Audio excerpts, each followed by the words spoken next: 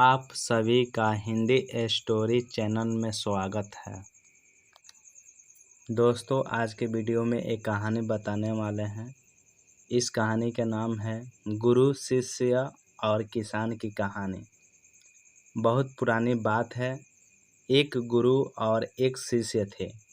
वे दोनों बनारस में रहते थे। एक दिन किसी कार्य से उज्जैन जा रहे थे। उज्जैन जाते जाते उन्हें रास्ते में ही रात हो गई। चारों ओर घना जंगल था और अंधेरी रात थी। इस तरह रात्रि में जंगल में रुकना सुरक्षित नहीं था। रात होने पर भी दोनों चलते रहे। तभी उन्हें एक गांव दिखा है। गुरु और शिष्य दोनों ही गांव में चले गए। गांव में उन्हें एक झोपड़ी दिखाई दी। गुरु ने शिष्य से कहा कि आज हम इसी झोपड़ी में रुकेंगे। गुरु और शिष्य दोनों झोपड़ी में गए और झोपड़ी का दरवाज़ा खटखटाया।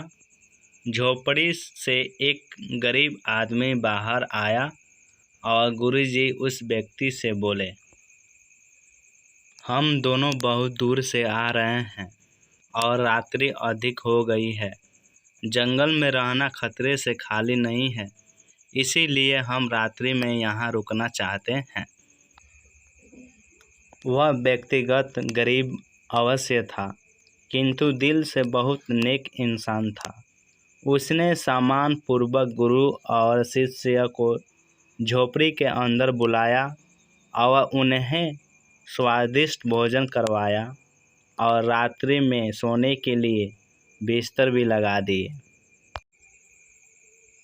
भोजन करने के पश्चात गुरुजी ने उस गरीब व्यक्ति से पूछा, तुम्हारा घर तो बहुत छोटा है, किंतु तुम दिल के बहुत धनवान हो। तुम्हारी रोजी रोटी का साधन क्या है? उस गरीब व्यक्ति ने गुरु के मुंह से अपनी प्रशंसा के लिए धन्यवाद दिया और बोला, मेरे पास इस गांव में सबसे अधिक ज़मीन है, किंतु वह ज़मीन बंजर है, जिस पर किसी प्रकार की खेती संभव नहीं है। इसलिए मैंने अपनी रोजी रोटी पालन के लिए एक भैंस रखी है। उसी भैंस का दूध और घी बेचकर मैं अपनी रोजी रोटी चलाता हूँ। उस व्यक्ति की बात गुरुजी को कुछ अजीब सी लगी, किंतु वह कुछ नहीं बोले और सोने चले गए। देर रात में गुरुजी उठ गए और अपने शिष्य से चलने के लिए कहा। दोनों गरीब व्यक्ति को बिना बताए घर से निकल गए और जाते जाते गुरुजी उसकी भैंस को अपने साथ ले गए। अपने गुरु का यह आचरण शिष्य को अच्छा नहीं लगा और वह बोला, गुरुजी, इस गरीब व्यक्ति के पास रोजी रोटी का यही एकमात्र साधन है। अगर हम इसे ले गए तो यह व्यक्ति अपनी रोजी रोटी कैसे चलाएगा? अपने शिष्य की ऐसी बातें सुनकर गुरुजी मंद मंद मुस्कुराए और शिष्य से बोले, आज से ठीक 10 वर्ष पश्चात तुम इसी स्थान पर आना और इस व्यक्ति से फिर से मुलाकात करना। भोर होने के पहले ही गुरु और शिष्य भैंस लेकर उस गांव से बाहर निकल गए। धीरे धीरे कई वर्ष बीत गए। 10 वर्ष बीतने के पश्चात चेले को गुरु जी की बात याद आई कि उसे फिर से गरीब व्यक्ति के घर जाना है। शिष्य फिर से उसी गांव में गया। गांव जाते ही उसने देखा कि जिस स्थान पर झोपड़ी थी, ठीक उसी स्थान पर एक आलीशान मकान बना हुआ है। यह देखकर उसे बड़ा आश्चर्य हुआ। शिष्य मकान मालिक से मिलना चाहता था। जैसे ही शिष्य मकान के पास गया, उसने उसी गरीब व्यक्ति को देखा, किंतु इस बार गरीब व्यक्ति बहुत अच्छे कपड़े पहने हुआ था और देखने में बहुत ही संपन्न प्रतीत हो रहा था। शिष्य उस व्यक्ति के पास पहुंचा और बोला, क्या आपने मुझे पहचाना?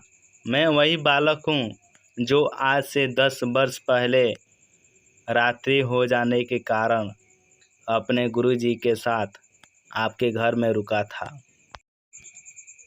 वह व्यक्ति झट से शिष्य की बातें सुनकर उसे पहचान गया और बोला, हाँ हाँ, मुझे बहुत अच्छे से याद है। उस रात्रि अगर आप लोग मेरी झोपड़ी में नहीं आए होते तो शायद आज भी मैं उसी दरिद्रता में जी रहा होता। उस रात आपके जाने के बाद मेरी भैंस भी कहीं चली गई थी और मेरे रोजी रोटी के लाले पड़ गए थे। मैंने अपनी बंजर ज़मीन पर मेहनत की और अथक परिश्रम के पश्चात उस ज़मीन को उपजाऊ बना लिया और अब उस बंजर ज़मीन पर मेरी हरी भरी फसलें लहरा रही है। इसी ज़मीन की बदौलत मैं आज इसी गांव का सबसे संपन्न किसान बन गया हूँ। शिष्य को अब समझ में आया कि गुरुजी उस रात उस व्यक्ति की भैंस क्यों ले गए। शिष्य के मन में अब अपने गुरु के लिए पहले से भी कई गुना अधिक सम्मान था।